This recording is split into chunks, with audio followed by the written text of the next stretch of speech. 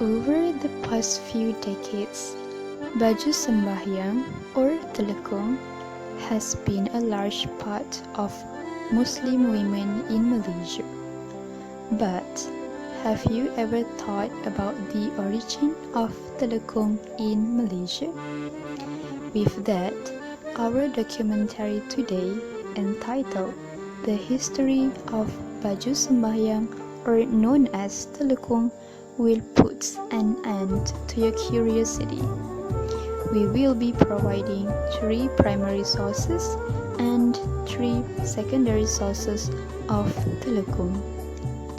Assalamualaikum and hi, I am Patricia Shaura, a historian in IIUM, and I'd like to share with you my findings on the primary and secondary sources of how Telekung is discovered.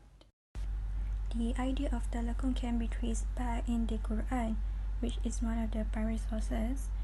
Even though the Quran did not mention specifically on Telekung, nonetheless there are verses that highlight on a prayer garment, and Telekung actually is one of a kind. In Surah Al-A'raf, verse 31, it says that take your adornment at every masjid, but not be excessive. In Surah Al-Ahzab, verse 59, it says that they shall lengthen their garments.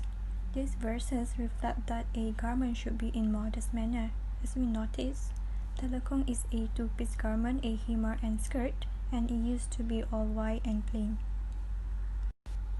This is an online newspaper article. It's one of the secondary sources that highlights on how Telekung has been evolved over the years.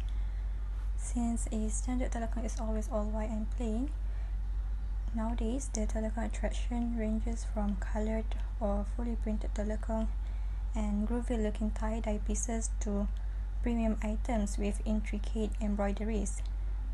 Another aspect that can be observed in the details of Telekung is the material. Cotton material has always been the general standard of Telekung, but today, fabric options included chiffon, satin, and even brocade has been used. The color, materials, and even style of Telekung have changed over the years. One of the reasons is because to attract interest toward Muslims in performing prayers. As stated in that statement, it says that it is easier to encourage little girls to pray by making them wear a cute and colorful Telekung. Now let's see what Amira has found out on the discovery of Telekung. Hi, my name is Amira. Let's proceed to the second primary and secondary sources of Telekung. The second primary source of Telekung is the letter. This letter has been found 20 years after it has been written. A mid-50s woman named Wampesa was known to discover this historical evidence under a stack of old books in 1945. This letter has been written in Malay language. This is the English translation of the letter. This letter informed about the first ever baju sembahyang or telekung in Tanah Melayu. The people of Aceh has gladly giving away a set of telekung for every woman in the village during their arrival. Since then, the women in Tanah Melayu continuously sewed and used the telekung as their prayer garment. The second secondary source of telekung is the textbook. The information has been taken from a history textbook under chapter 5, page 116. The information provided told about the correlation of traditional Malay women head cover with telekung or baju sembahyang. The invention of telekung has been inspired by the length and position of head cover of traditional Muslim women long ago. Since the head cover was not fully and properly covered, the elderly has decided to make telekung with zero aura showing but maintaining or prolonging the length. In short, the usage of baju sembahyang or telekung can be correlated with the arrival of Aceh in Tanah Melayu and the traditional Malay head cover in the old days. That's all for my part. Let's moving on to the last primary and secondary sources of Telekung with Atira Damia. Hi everyone, have a good day. Thank you to my friend Amira and Patricia for the interesting documentary of the Telekung.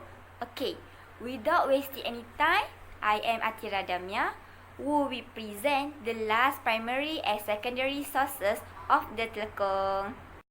Last primary source is hadis. Rasulullah SAW said, لا يقبل الله صلاة هائد إلا بخمار. It meaning Allah does not accept the salah of women who have reached puberty except by wearing himar. From the hadith, it shows that Allah command that every woman must cover her head during salah, as Allah command the woman to cover it up until the chest.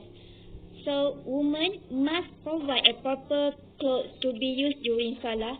The clothes must meet conditions such as length, thick, and do not reveal the color of the skin. Normally, women are seen wearing a white linen set called the telekung every time they salah. The last secondary source is journal article, the story and origin of telekung that you need to know. Okay. The root to such a question lies in the reason why the telekung exists in the first place is to cover our aura completely to the point where nothing is seen except for our face.